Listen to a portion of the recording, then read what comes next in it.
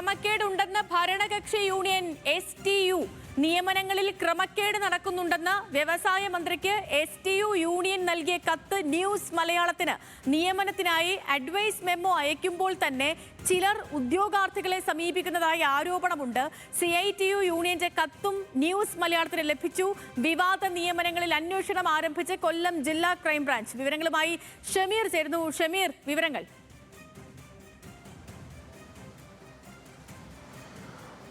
KMML സാധാരണക്കാർക്ക് തൊഴിൽ ലഭിക്കാൻ വലിയ ബുദ്ധിമുട്ടുള്ളൊരു കാലഘട്ടത്തിലാണ് ഈ KMMLൽ ഇത്തരം ഈ തൊഴിലുമായി ബന്ധപ്പെട്ട് ചില അഴിമതികൾ നടക്കുന്നത്.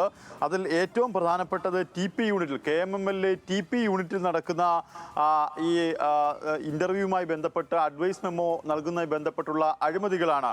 അതായത് TP യൂണിറ്റിൽ നടന്ന junior technician, fitter, junior analyst തസ്തികകളിലേക്ക് നടന്ന നിയമനങ്ങളിലാണ് ഈ വൻ അഴിമതി നടന്നിട്ടുള്ളതായി STU പറയുന്നത്. അതായത് വ്യവസായ വകുപ്പ് മന്ത്രിയുടെ മുസ്ലിം ലീഗിൻ്റെ തന്നെ തൊഴിലാളി സംഘടനയായ STU ആണ് ഇതുമായി ബന്ധപ്പെട്ട മന്ത്രിയെ സമീപിച്ചിരിക്കുന്നത്. അതായത് STUവിൻ്റെ ഈ കത്തിൽ പറയുന്നത് നിയമനങ്ങളിൽ ക്രമക്കേട് നടക്കുന്നുണ്ട്. ഒപ്പം തന്നെ നിയമനത്തിനായി അഡ്വൈസ് മെമ്മോ അയക്കും മുമ്പ് തന്നെ ചില ഉദ്യോഗാർത്ഥികളെ KMMLലുള്ള ചില നിഗൂഢ ശക്തികൾ സമീപിക്കുന്നു.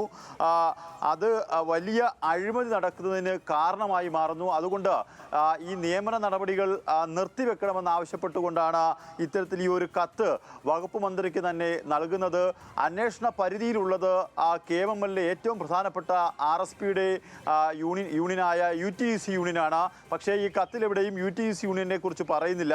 UTUC യൂണിയനിലെ ജനറൽ സെക്രട്ടറിയെ കഴിഞ്ഞ ദിവസം ക്രൈംബ്രാഞ്ച് ഫോണിൽ വിളിച്ച് പ്രാഥമിക വിവരങ്ങൾ തേടിയിരുന്നു. അതായത് അഡ്വൈസ് മെമ്മോ അയക്കും മുമ്പ് തന്നെ അവിടെ നിന്നും HR വിഭാഗത്തിൽ നിന്നും ഈ വിവരങ്ങൾ ചോർന്ന് ഈ യൂണിയൻ നേതാക്കൾക്ക് കിട്ടുന്നു. അതായത് UTUC യൂണിയൻ നേതാക്കൾക്ക് കിട്ടുന്നു.